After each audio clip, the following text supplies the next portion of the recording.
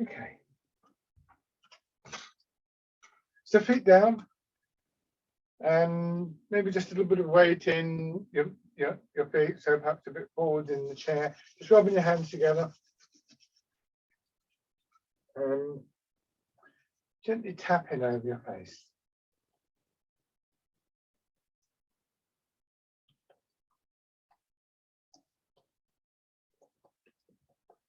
Then go up over your head and down to your neck.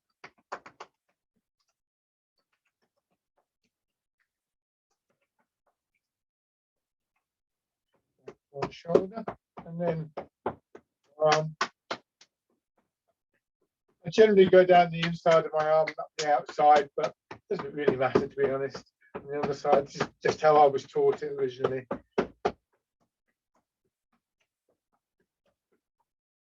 And the upper part of his chest.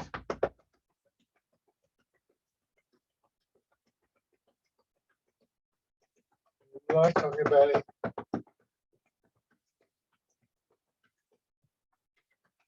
Finally, the legs. And again, I tend to go down the outside of my legs, up the inside, but not in stone.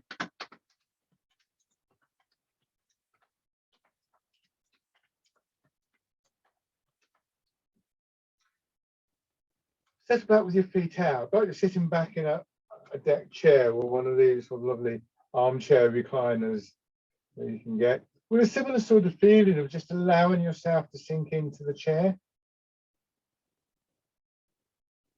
And just feeling where the pressure is. So probably somewhere middle upper part of your back, and then hips, lower back, buttocks, that kind of area. The main areas, a little bit of weight in your heels. Just notice those in the first instance.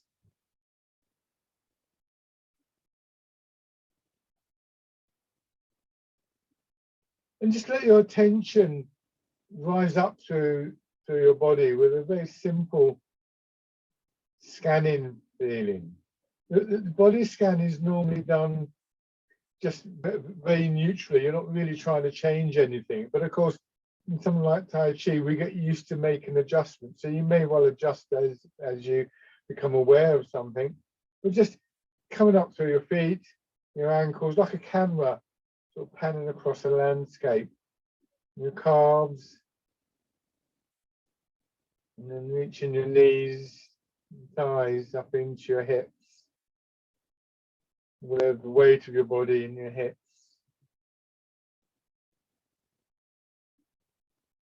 Feel your back and feel how the chair is supporting your back, where that support comes, how it feels.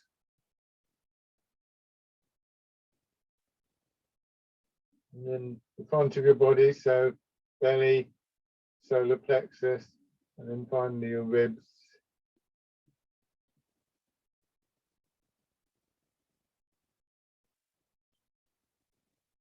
The shoulders dropping back a little bit. Your arms just resting, and just aware of the weight of your arms and your hands as they rest on your legs.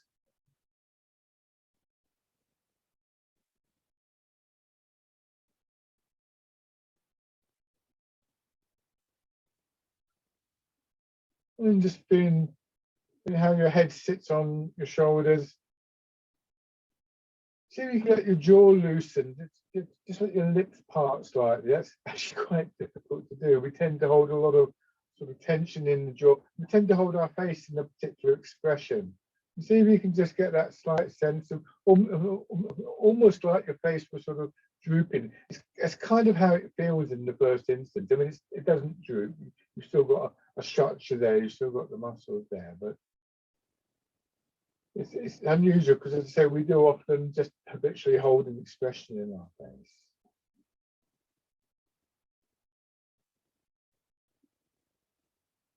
Then before we sit upright, just bringing your attention to your breathing, place your hands on your belly so that see if you can feel you can just get a sense of rising and falling beneath your hands. So as you breathe in, just a little bit of a rise there, a bit of expansion, breathing out, dropping down. And that expansion building through your solar plexus and into your chest. Much more obvious, I think, by the time you reach your chest. Just notice how that draws the air down into your lungs.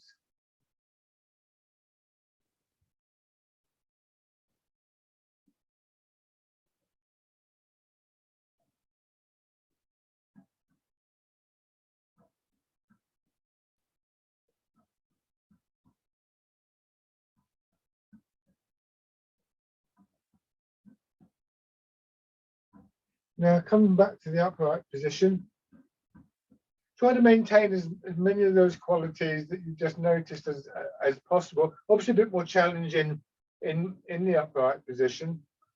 I tend to, where possible, sit forwards a little bit so I can feel some of my weight in my feet and get the support there. But if I felt my back was a bit stiff today, I would sit back. So just the lower part of my back was against the chair. Either way, you should just be aware of a very slight angle forwards. But when we stand, we're upright, so shoulders are directly above our hips. But when we're seated, if that were the case, we would be right back on the edge of this square. If you think of a square formed by your feet and your hips, it would be like sitting on the very back of a stool and have this sort of sense of falling backwards.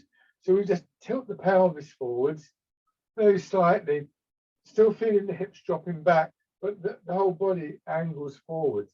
The line from your from your shoulder to your hip still fairly straight. So it's not a bend forwards, it's a tilting, just to feel a bit of weight in your feet. Support comes from your feet and your hips and from the chair, of course. But remember that your back is working quite hard. So if it stiffens up, sit back and rest. So you might want to sit right back, take a sort of pit stop, as some people refer to it. Now your head more likely to sit comfortably on your shoulders. Try not to strain in your shoulders or your upper back, and just slowly turning your head. Nice smooth movement from side to side. Just aware of how far you can move without having to strain. And two reasons for that, really. One is we don't want to strain and pull on the side of the neck. You've got important blood vessels there that you don't want to sort of press on. But also because in general in Tai Chi, we wouldn't go to the full movement. A full movement, a stretch, is a useful thing to do, but it restricts the movement in that area. And we're just trying to maintain a sense of space in the body as we move.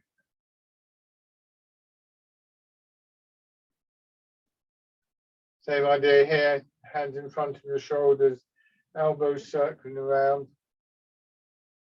So what I generally do, especially with these initial exercises, is start off quite small and gradually increase the range of movement until I feel as though I'm approaching this sort of barrier beyond which I would begin to grip, to tighten in the joints. And then going forwards. That distance will vary from day to day. There's all sorts of factors that affect it. So it's always good to sort of check in and just see how supple you are today, how much space there is for movement. Over a period of time, we'd expect it to improve, but you know, as with other things in Tai Chi, it's not a sort of regular line of improvement. Now, hands out to your sides. Imagine a round pillar or ball either side of your palms of your hands resting against the outside of the pillar, and just rotate so that your hands slide around. You're not moving your hands forwards again from the side. You see my arm hanging down below my shoulder and stays in more or less the same position. You can imagine that your middle finger was on a table. You're sort of swiveling around that point. So your arm is turning around the central axis rather than this. that will come later. Raising your hands, and again, just winding your arm around the central axis of the body. So trying to feel the movement right into your shoulder joint. See my elbows moving in and out a little bit.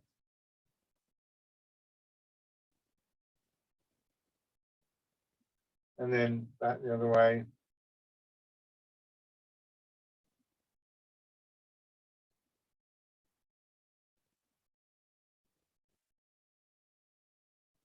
And as you sit, just be aware of the bones at the base of the pelvis. Rock forwards on them as though they're the blades of a rocking chair. More of your weight going into your legs. Then a gentle push down so that you come back to the upright. In time, if we practice these movements, our legs develop this very springy quality. So the very act of letting your weight go forwards creates the conditions for your weight to be pushed back.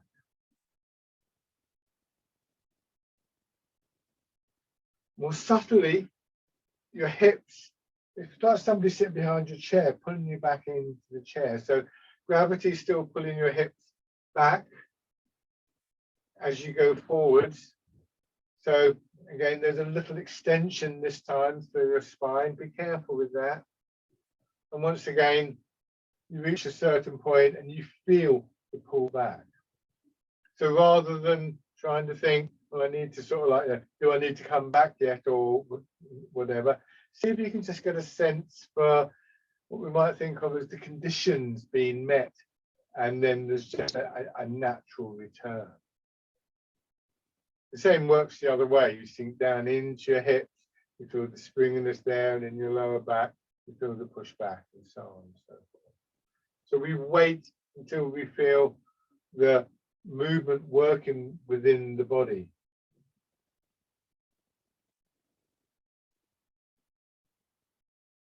Turn just a little bit towards one leg.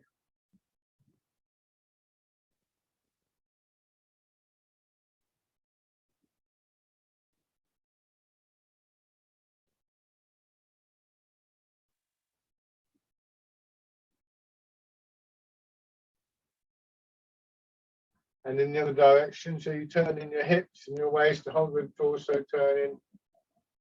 Just be aware of the distinction in the weight. When we go forward, there's more weight in the leg you're moving towards than in the other leg. Careful with your lower back in particular. And then just going around, your pelvis rolling around on the chair, drawing your shoulders, drawing your head around, with a fluid feeling in the spine. Just aware of the sort of gentle curvature of the spine.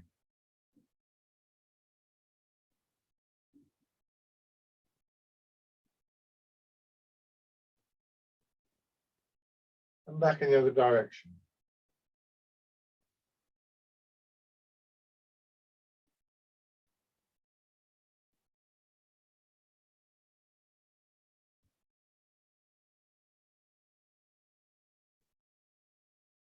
Come back to the center. Pull one heel up, step out, plant the heel down, then the toes, knees still a little bit bent, and pull back. So just taking a considered, measured step. You want to feel that when your foot is down, you can just apply a gentle pressure as though you're trying to push the foot into the floor. And then on the other side.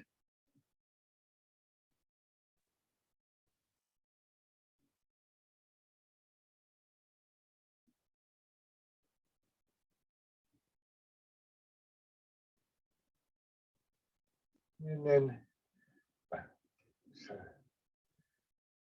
your hands drop down again. Once again, just rotate your arms so you turn them palm forwards. We're going to do the same thing in the arms that we did before, but we're going to combine it with the transfer of the weight.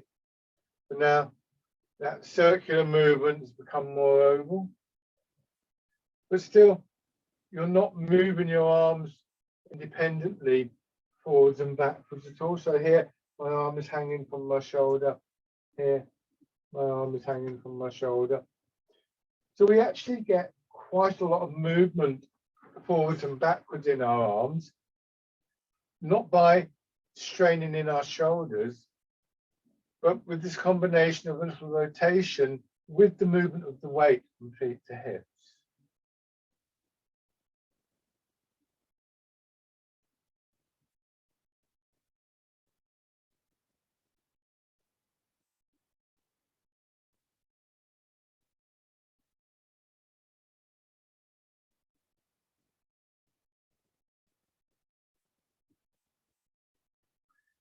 This time when you come forwards, essentially leave your hands facing back, move back, you feel a slight pull through your shoulder. Let your elbow drop down, and that will bring your hand back. Similarly, going forwards, so you're pulling your hand through water. There's just a little bit of resistance in the movement. And that, fingers are quite soft. You can feel the flexion, extension in your wrist.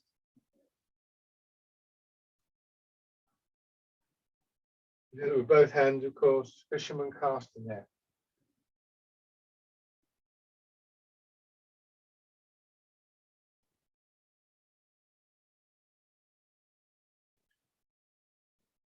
It's useful to refer back to this image of being in water, moving through water every now and then, because that image offers the correct sort of resistance that we want to imagine, a resistance that helps to build connection in the body and strengthen the body in a certain way, but doesn't require the body to strain and to stiffen.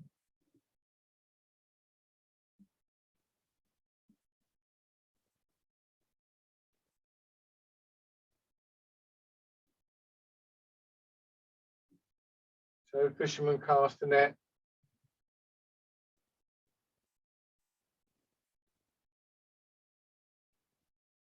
And then there's a ball in front of you. You're just sitting back, rolling the ball in towards you. Your hands drop down. Going from the side, when we get to here, this is where the ball is. So as you come back, you're not lifting your hands, but you're pulling on the arm and the hand. And because of the ball shape, the hand comes over and your elbow drops down just a little bit.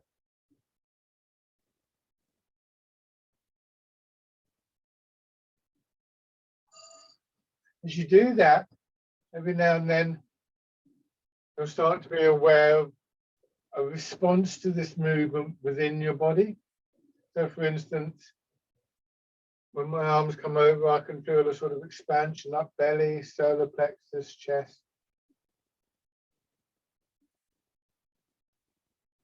And as you become more experienced in these movements, you want to focus more on those internal movements so that rather than the movement in your arms and the external movement producing those sensations, it works the other way around, that we can almost imagine that expansion in the front of the body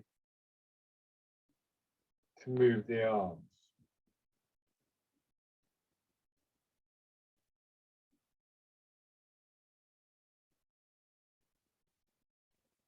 Developing a quality we refer to as intent in Tai Chi. And then pigeon spreads its wings. So intent is an outgrowth of just our body's natural capacity to respond to our mind in terms of ideas and thoughts, in terms of images and feelings, memories.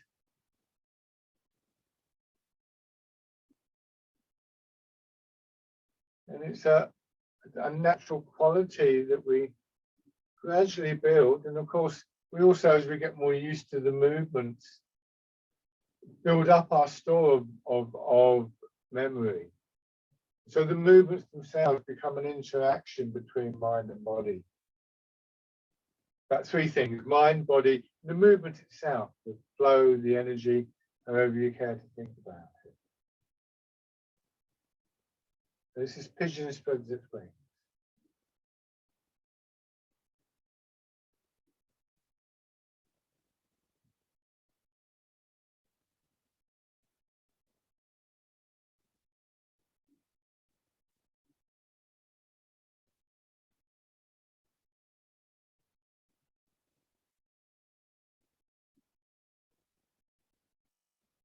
One more time.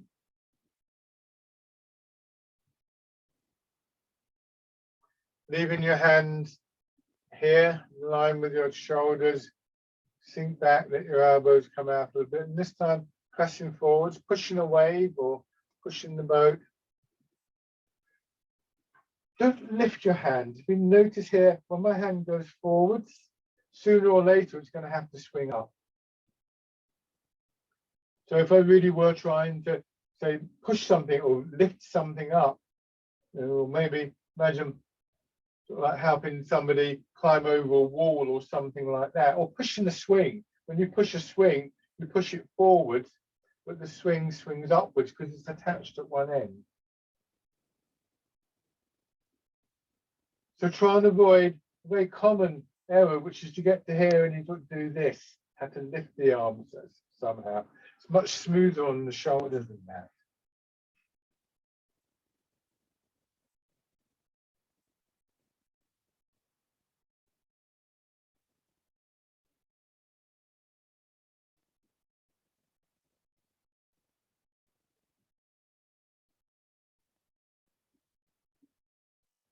And sit back, and this time roll your fingers into a hollow fist. Should be able to get a finger down there. Now your arms stay just above your legs. And they rotate from palm up. When you're sitting back, go as close as palm down as you can get going forwards. Don't go right out. And if you can't get through the full 180 degree, don't worry, just do as much as is comfortable. Don't force the movement.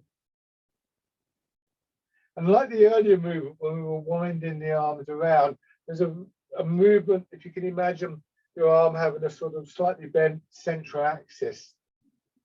Then as you push forward, the arm turns around that axis, which means that this movement works quite deeply into your shoulders.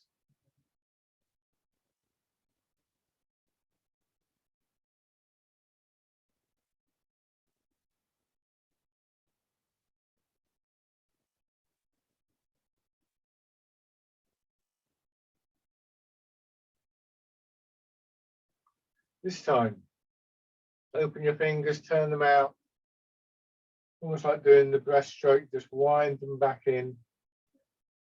And then once again, you're pressing forwards. And out.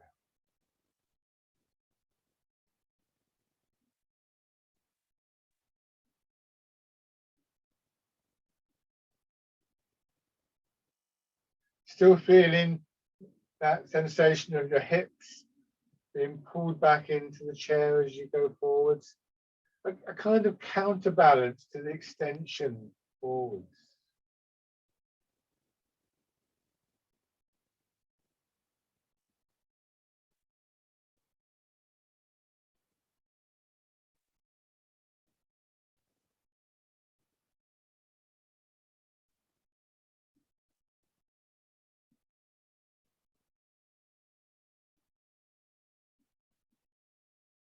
One more time.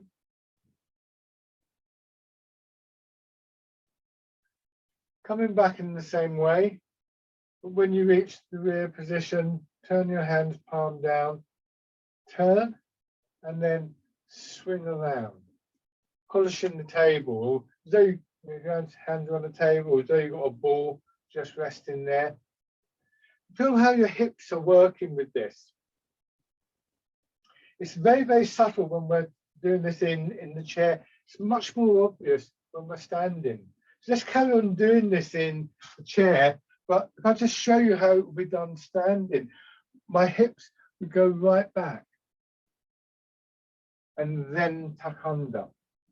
And then they go back again and tuck under, and they would swing round. So my hips would go back and turn, and that movement here would be the one that would move my arm. It would also be the one that counterbalances my head going forward. So it reduces the likelihood of me falling forwards. Now, all of that is really quite difficult to feel in the chair.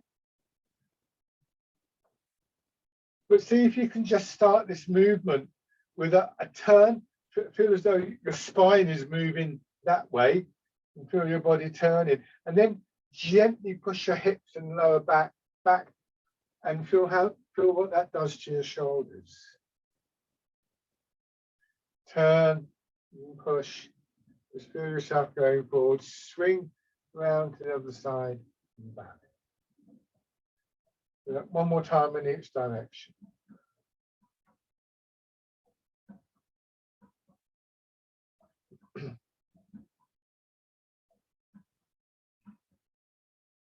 Now, come back, turn your hands palm up, push up. So once again, hips, feet, lower back and buttocks are all the sort of areas of counterbalancing, the areas of the opposite movement. And naturally enough, the thing that we're attracted to initially, for the most instance in Tai Chi, these lovely movements in the upper body and the arms, and the smoothness of the movement. And that's what we try and copy first of all. But we want to learn to not pay attention to them, but to start the movement elsewhere. If we straighten our back or our arms to lift them up, we're not going to get the flow anyway. If we can push downwards, then we create an upward movement that moves our arms up, and then we just relax that push and let the arms come down. What we start to get then is this extension and contraction, very gently working up and down through our back and spine, like a wave, and the wave just spreading out to move the arms. So again, very subtle in the chair, but really worth practicing various reasons, not only to get the correct quality of the movement. Bring your hands out to your sides. When we move in that way, we're moving from the lower part of the body, feet, hips, and so on. We'll be much more stable when we do that. We'll maintain that sense of our center of gravity dropping, our rooting down. And it's a bit like being on a bike. The bike moves and carries you with it, and in that sense, the movement comes from the lower part of the body into the upper part of the body.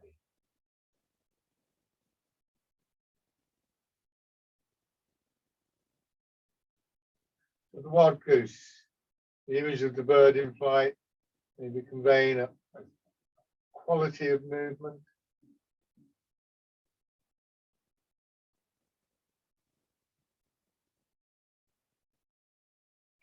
One more time. So this time, you come forward just to let your hands gently brush in front of your knees. Sit back again, sitting into your hips and pushing up through your elbows, drawing your fingers apart and down, parting the clouds.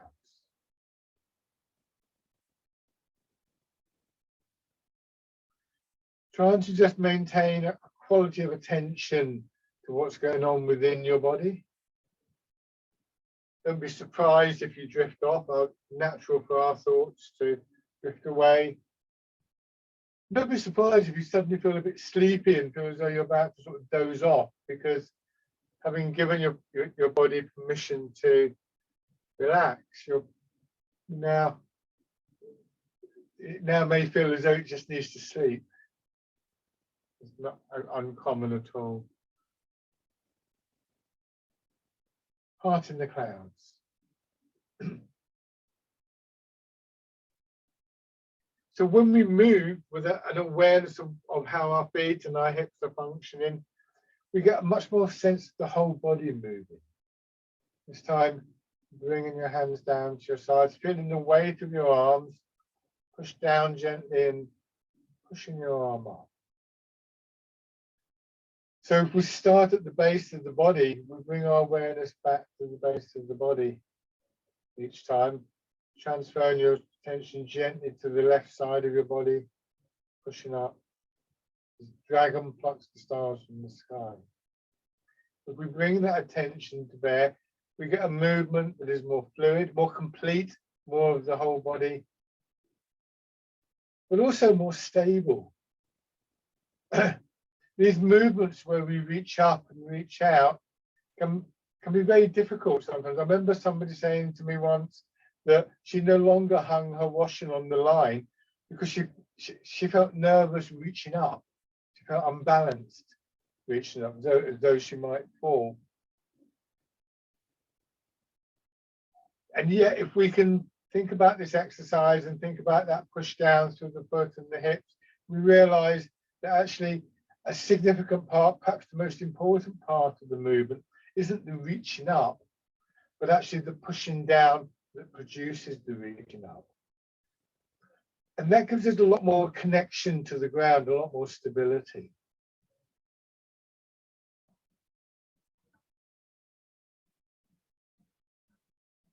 So getting into the habit of making a movement from your feet, being aware of a counterbalancing movement is one of those things, one of those benefits that gradually builds and we find starts to have an effect just in the rest of our lives.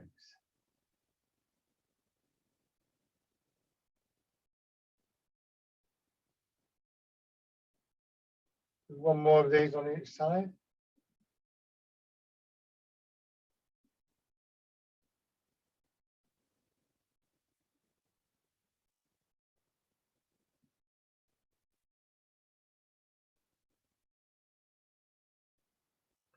Then it's going to be both hands together. Still as though you're moving through water, still trying to move with your whole body. Just pressing up gently a little above your head. Back down. And then press out. And back.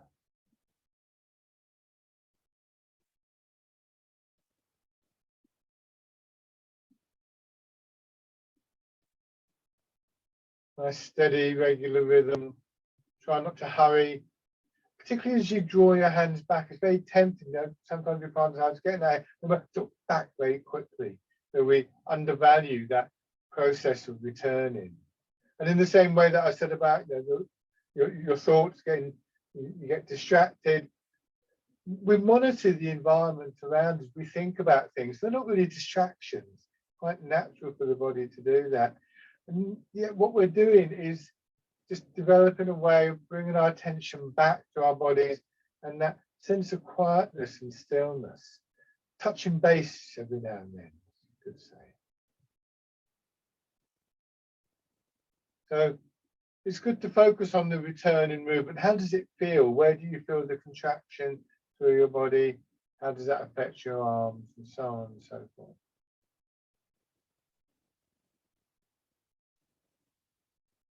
This time, step out, put your heel down, keep the knees slightly bent.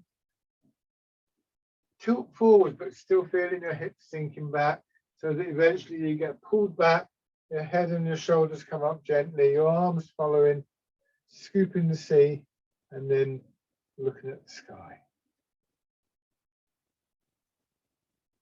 Scooping forwards, drawing back. As you draw back, a nice open feeling through your upper body, belly, solar plexus to chest.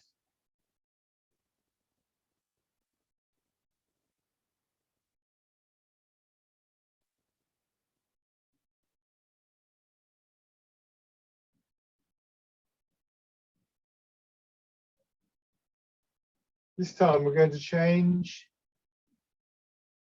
as you come forward again. Again, a loose fist in both hands, sit back. As though your head is being pushed diagonally upwards, drawing your arms over. This is grasp the tiger's ears. A nice long, strong feeling through your back.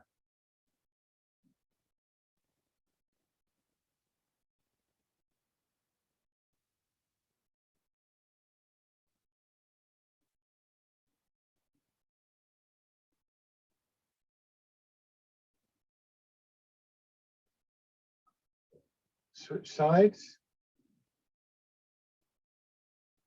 Be careful with your back, and particularly as you come back, you don't want to try and strain, you don't want to try and lift up your head. Remember, it's your hips dropping back, that pulled on the shoulders. And your shoulders draw your head and your arms up. There's a certain amount of push from the other leg as well.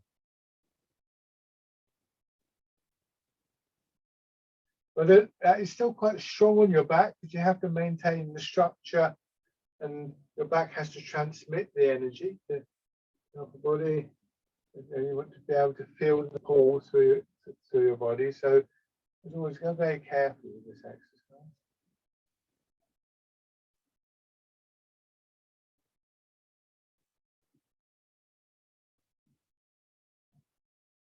And grasping the time with your hands.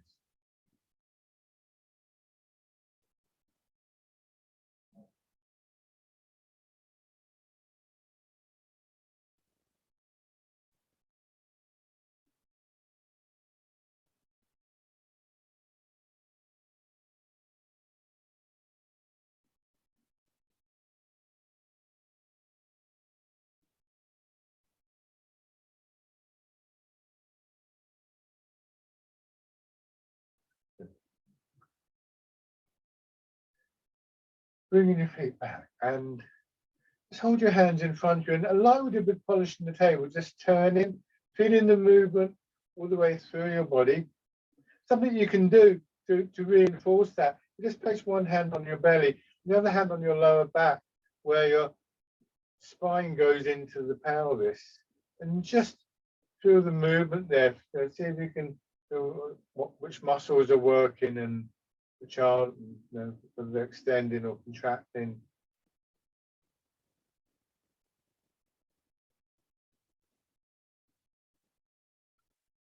Then bring your hands back round the front, and so that establishes that awareness of the opposite movement, which in its turn helps with this sense of our whole body in movement. Now, turn your hands so the palms of your hands are facing the direction that we are moving in. Let them swing up. Rotate your hands again, come down towards the opposite hip. And then you push up and down in a kind of slightly rounded X shape, or like an inverted figure of 8 or an infinity sign. Hands come out and back. So this is the beginning of the expansion. Swinging back.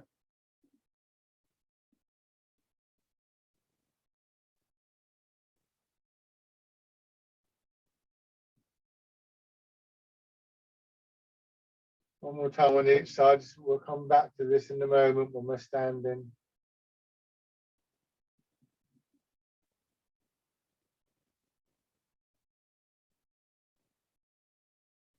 And then just rest your hands down. Give yourself a few moments just to take stock of your posture.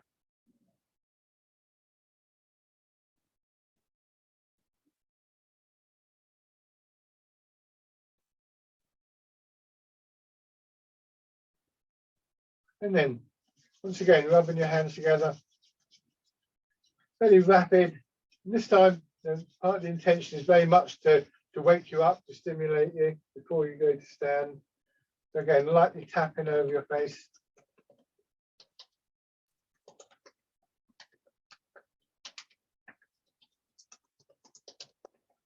Over your head and neck.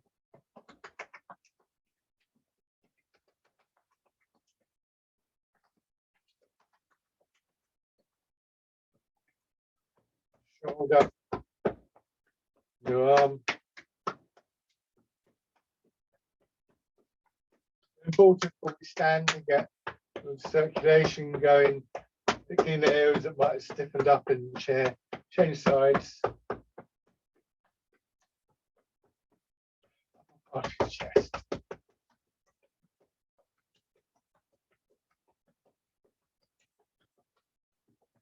Light on your belly.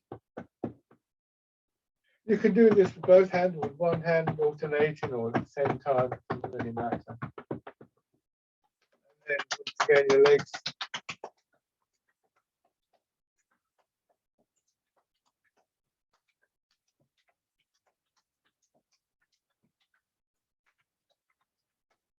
bit more loosening for your leg.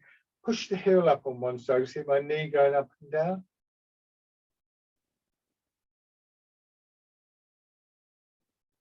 And then circling around.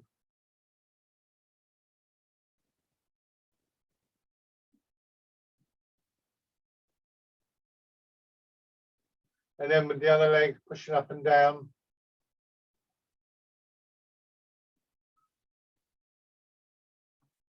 And around.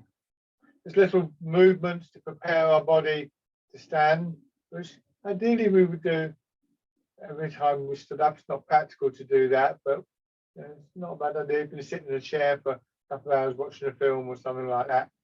A bit stiff when you come up. These movements, the tapping exercises can help to release that. Okay, let's take a couple of slow, gentle breaths.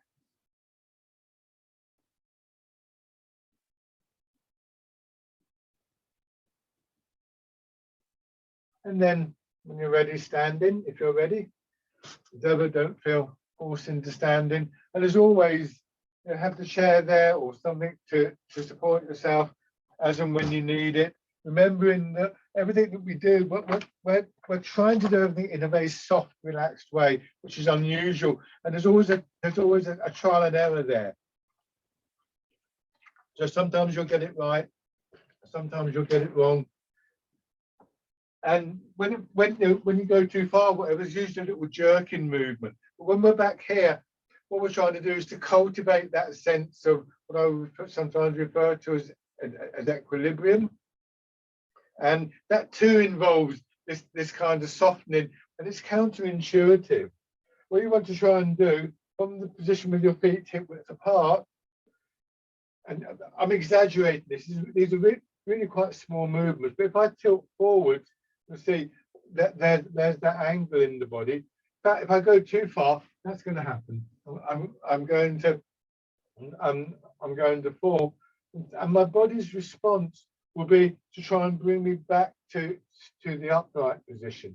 A very common response is to do this, but that of course is very bad for your back. It also tightens the chest, so you have trouble breathing. A more natural response that we see in dogs, we see it in kids and things like that as well, is for your hips just to drop back. So it's from here, again, I'm exaggerating, but we sit into the hips. Babies do this quite naturally when they start to walk. You know, they kind of toddle along and then they just drop down. I'm not going to try and do it because my hips aren't that flexible, but it's that kind of action, just gently dropping down and then sinking down and pushing up. Doing these three exercises is a little sequence this time. So do rooting down, just allowing your center of gravity to drop. And then the wild goose, pushing up from the center of gravity, not lifting yourself up. Imagine your center of gravity being down in the ground and then parting the clouds. I sometimes have this image of my center of gravity like a sort of steel ball, like a ball bearing, deep down in the ground. Go back there to the first one. And I'm sort of connected to it by an elastic thread. So as I push up, that thread is extending upwards, but I'm not lifting my center of gravity. My body's growing out of the ground, in theory. And then I get drawn back and then growing out again. So we extend out from the root, but we don't lift the root up. If I did that, then I'd end up here and I'm kind of wobbling around and so on and so forth. It would be no good. So we learn to move from the root. In other words, we learn to move with the root. So we maintain that stability within the movement.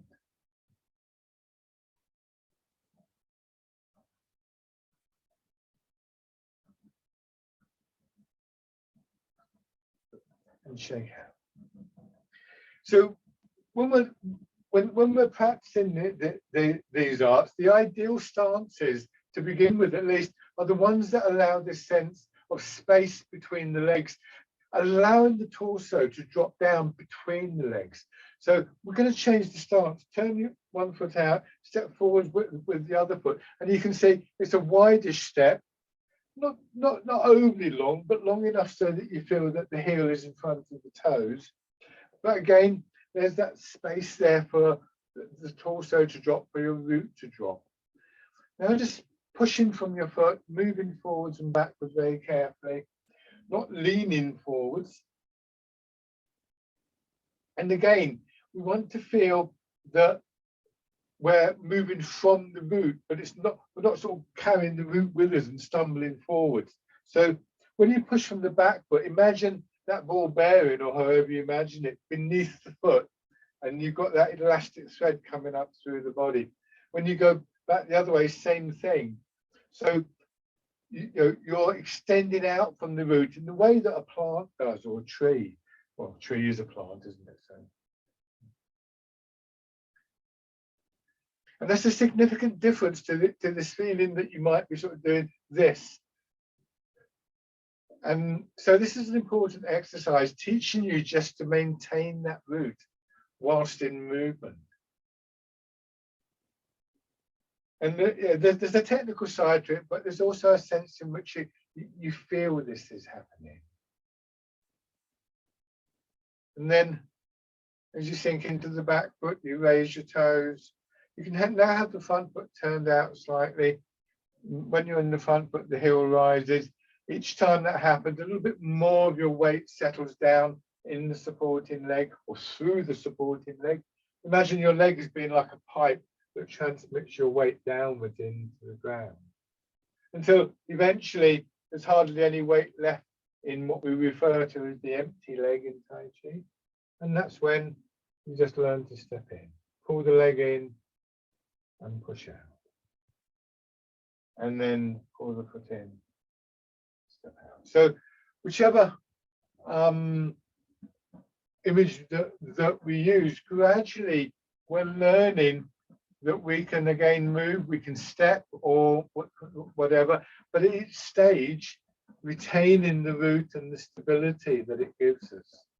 So when we come to what I think of as normal walking, where we would probably lean forwards a bit, we still have that potential to maintain that root. And so we begin to understand how these ideas can extend into our daily lives. So again, that makes these movements, to transfer the weight, the stepping, really important exercises. Shake out. They're very simple, so they're easy to remember, but they contain within them really key principles. And obviously, life is a bit more complicated. So, there are times when we're reaching out and leaning and bending over and so on and so forth. But we do movements that help with that. But once we've established the principle of something, then we can begin to build on that. So I always recommend this as an exercise to do every day, to reinforce these ideas. It's raising your toes in the heel. People sometimes laugh when I say that I'm still learning this exercise. It's the third exercise I ever did in 1983, and I'm still finding out new things about it. So it's a fascination all in its own way. Now stepping in.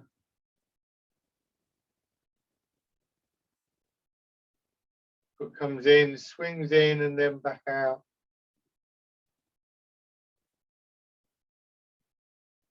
Take your time, it's not a race. Make sure you settle down first. And again, that's something that you'll find becomes quite instinctive. I get a lot of feedback from people, out walking the dog, and the dog tried to sort of ran out from the lead, and you felt a jerk. Instead of falling over, people say, well, they rooted down and things like that. So that was good. And then just step through. So take a few steps in whatever direction you have the space. And the other thing, as always, with Tai Chi, when we bring our attention closely into the body, that's when we start to feel that very deep sense of calmness there. is associated with the arm. And then going back.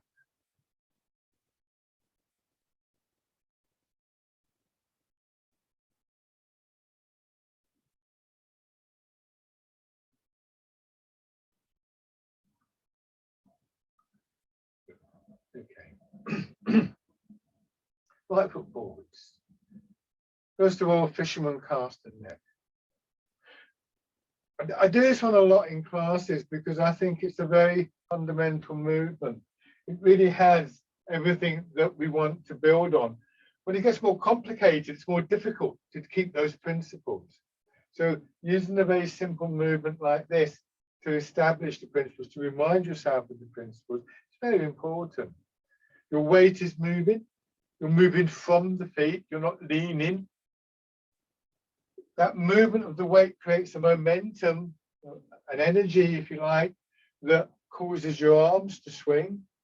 You imagine you're moving in water. That helps with that fluidity of movement. And finally, you're facing a particular direction and your arms are swinging forwards and backwards in that direction.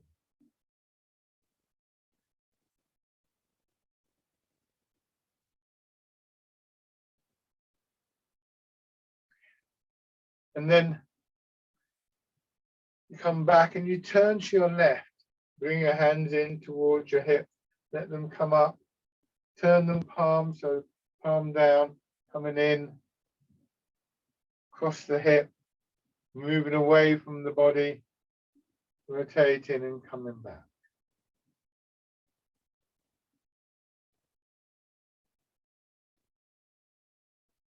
This time, as your arms move away from the body, raise your back heel, lower it down as you go back. This time, raise the toes. So then we can begin to coordinate the movement of the arm and the leg coming in. And then as the hands start to go down, planting backwards.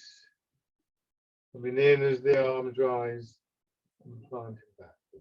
Now you can either do this, as I'm doing at the moment, just with the foot down, but you might want to try and be careful with this. Don't do it if you're the least bit uncomfortable, and build up towards it.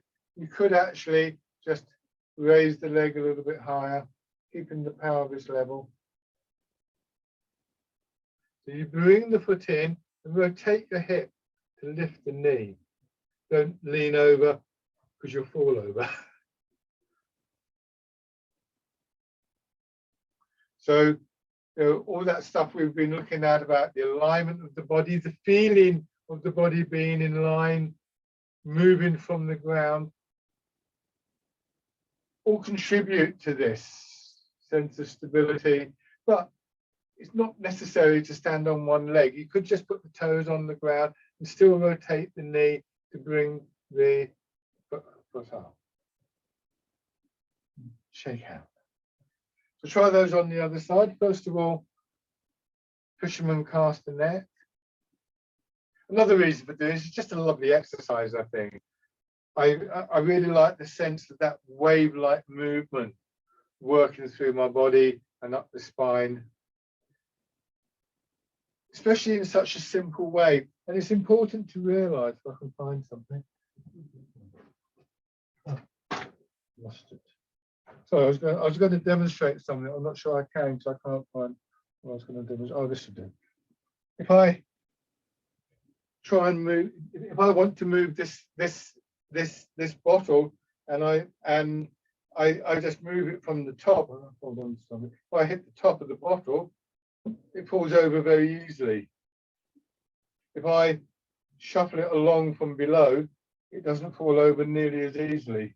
So it's a very simple example, but it's very obvious really when you think about it, that moving from lower down is just more stable. It's like riding a bike. And then coming back, turning, bringing your hands in towards the hips and forwards and down. So a sideways X, an infinity sign, a kind of rounded X shape. I have to admit, this always reminds me of sort of paddling a canoe. which I haven't done very much of, to be honest, but it's that same kind of action, particularly when you go forwards.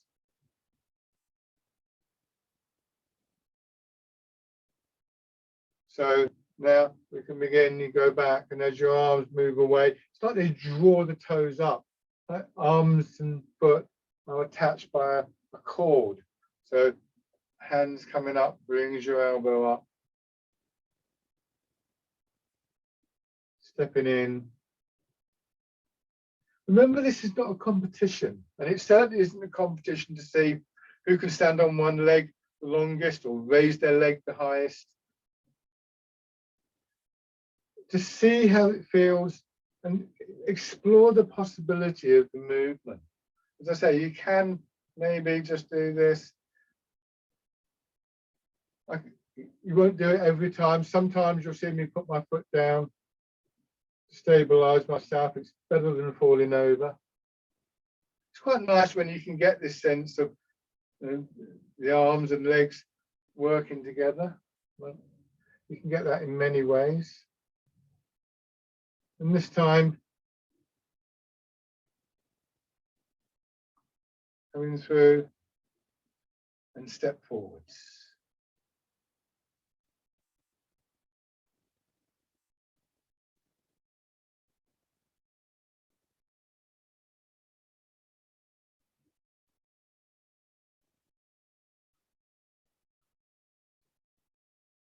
And when you run out of space, you can do the opposite movement.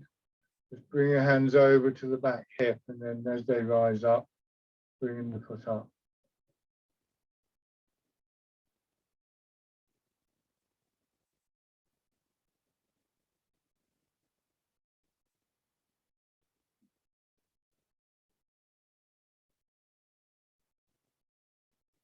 And bring your feet parallel. Shake out. Go back to your chairs. Now, it's a really interesting exercise. Very, very simple, but there's always a great deal going on. One of the good things about it, I think, is how adaptable it is. I mean, I've got quite limited space here, but I could, for instance, have done it like this, just going around in it'll be a fairly tight circle. I could do this. I could even decide to change direction, and so on and so forth. So it's something you can do in quite a limited space. It's actually adapted from a sister art to Tai Chi, another one of the internal martial arts family called Bagua. And in fact, Bagua uses a circular movement, and we sort of just do movements around. It's a murderous. It's horribly hard on the legs, Bagua. But it does have a certain flexibility. So if you wanted to practice your walking with some kind of arm movement, then it's actually quite an interesting one to play around with in your living room, because you've got that moment when you're here, for instance, whether your foot's here or here, it doesn't matter. I could just step forwards, or I could just think, well, okay, maybe I'll go back, or maybe I'll just go in this direction, or whatever. So you start to feel the effect of guiding the movement, controlling the movement through the center of your body. So I'd always recommend playing around with that. Once you've got the basic pattern, there's some interesting, you just get some interesting little patterns on the floor if you want to do that. Okay, so just let your hands drop down, feel the weight in your arms, embrace tiger, return to mountain, pushing up. And before your arms start to strain too much, just feel them just yielding to the pull of gravity, coming around, drawing in, and then back down. Once again, this cycle of movement, extension, expansion, and then the other side of the circle is just drawing back. And with that, your attention just beginning to settle for a moment. Remember, the mountain is this lovely image of stillness and strength, strangely enough.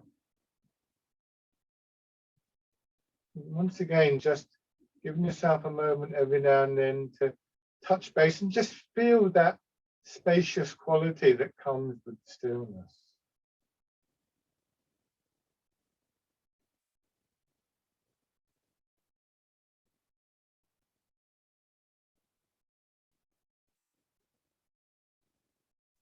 One more time.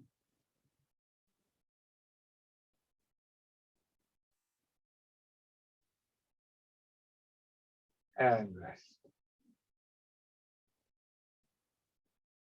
Take a couple of slow, gentle breaths.